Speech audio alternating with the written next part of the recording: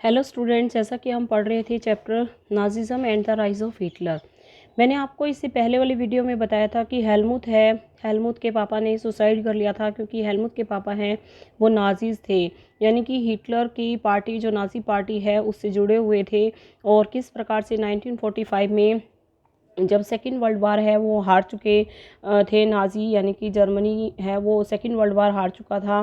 तब किस प्रकार से जो हिटलर है और हेलमुथ के पापा ने तो पहले ही सुसाइड कर लिया था। हिटलर है उसने क्या किया था, हिटलर ने सुसाइड कर लिया था अपने जो प्रोपेगेंडा मिनिस्टर हैं गोबल्स और जो कुछ लोग हैं उनके साथ। और फिर इंटरनेशनल मिलिट्री ट्रिब्यूनल है वो एस्टेब्लिश की गई थी न्यूरमबर्ग में।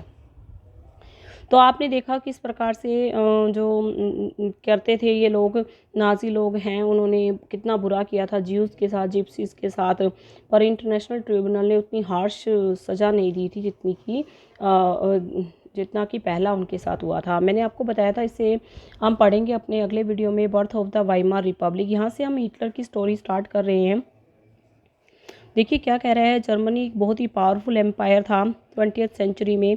फर्स्ट वर्ल्ड वार हुआ, फर्स्ट वर्ल्ड वार में जर्मनी भी था। 1914 में फर्स्ट वर्ल्ड वार शुरू हुआ था, 1918 में ख़त्म हुआ था।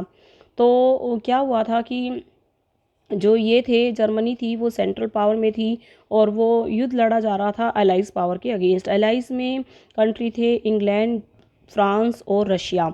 तो सभी ने all join the war enthusiastically hoping to gain for a quick victory. तो सभी ने जो युद्ध को ज्वाइन किया था वो बहुत ही उत्साह से किया था कि हो सकता है जल्दी ही युद्ध खत्म हो जाए और हम जीत जाए। Little they realise that the war would stretch on. पर धीरे धीरे उनको रियलाइज़ होने लग गया कि युद्ध है वो तो खींच रहा है। Eventually training Europe to all its resource. और ऐसा लग रहा था कि सारे रिसोर्स हैं वो ख़त्म होते जा रहे हैं। बेटा युद्ध में तो ऐसा ही होता है कि जो पैसा है उसकी भी बहुत हानि होती है, जान माल की भी बहुत हानि होती है। तो आप देख रहे हैं कि Germany made initial gains by occupying. Germany को स्टार्टिंग में फ़ायदा हुआ था, फ्रांस और बेल्जियम को उसने अपने कब्जे में ले लिया। पर एलाइज की पावर है वो मजबूत स्ट्रेंथन हो गई जब यूएस की एंट्री हुई 1917 में फर्स्ट वर्ल्ड वार में। तो जर्मनी है वो डिफीटिंग यानी कि हार गया एंड द सेंट्रल पावर है वो नवंबर 1918 जो कि फर्स्ट वर्ल्ड वार का एंड था वो जीत गई।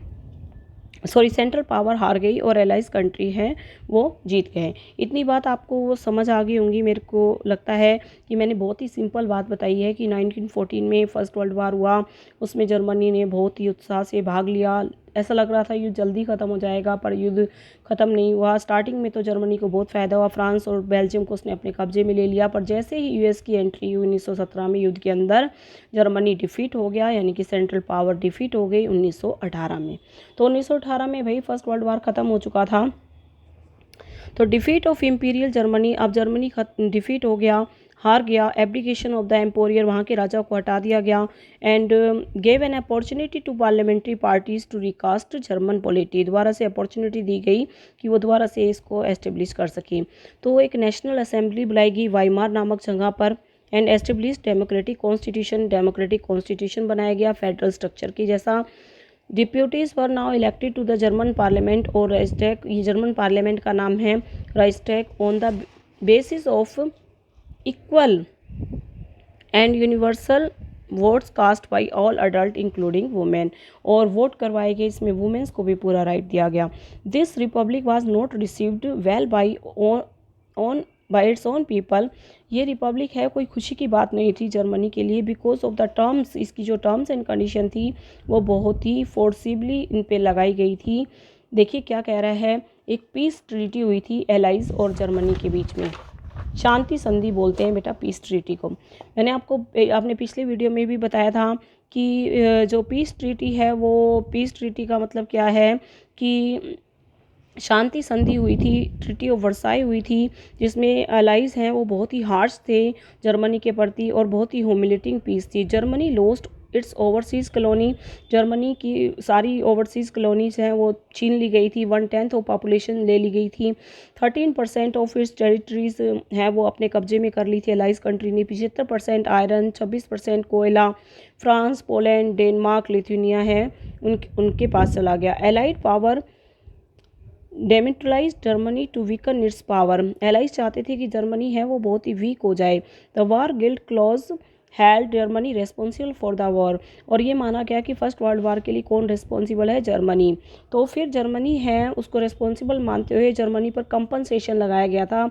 उसको ये कहा गया था कि आपको कुछ 6 बिलियन है वो देने पड़ेंगे कंपनसेशन के रूप में, ताकि जिन जिन देशों ने इसमें पार्टिसिपेट किया था युद्ध में और जिनको हानि हुई थी उनकी हानि को थोड़ा पूरा किया जा सके।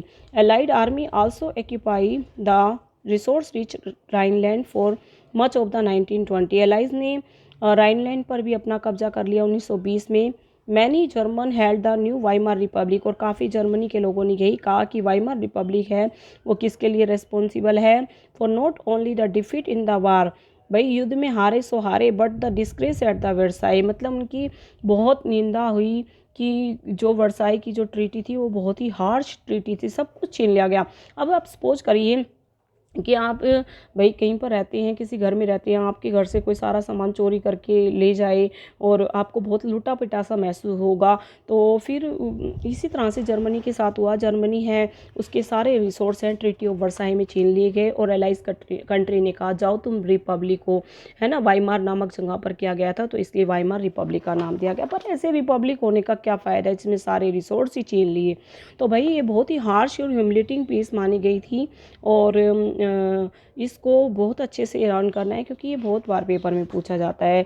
तो आप देख रहे हैं फर्स्ट वर्ल्ड वार 1914 में शुरू हुआ था, 1918 में ख़त्म हुआ था। जर्मनी डिफीट हुआ था और जर्मनी के डिफीट होने पर अलाइज कंट्री ने जर्मनी के साथ एक ट्रीटी की थी, पीस ट्रीटी, जिसको हम बोलते हैं ट्रीटी ऑफ वर्साई, जिसमें उनसे सब कुछ छीन लिया गया था। ठीक है बेटा, तो अब हम आगे पढ़ेंगे इससे अपने अगले वीडियो में बहुत अच्छे से ये चैप्टर समझेंगे किस प्रकार से हिटलर की एंट्री हुई और किस प्रकार से हिटलर ने जर्मनी पर अपना कब्जा किया और क्यों हिटलर ने सुसाइड किया। ओके बेटा, थैंक यू।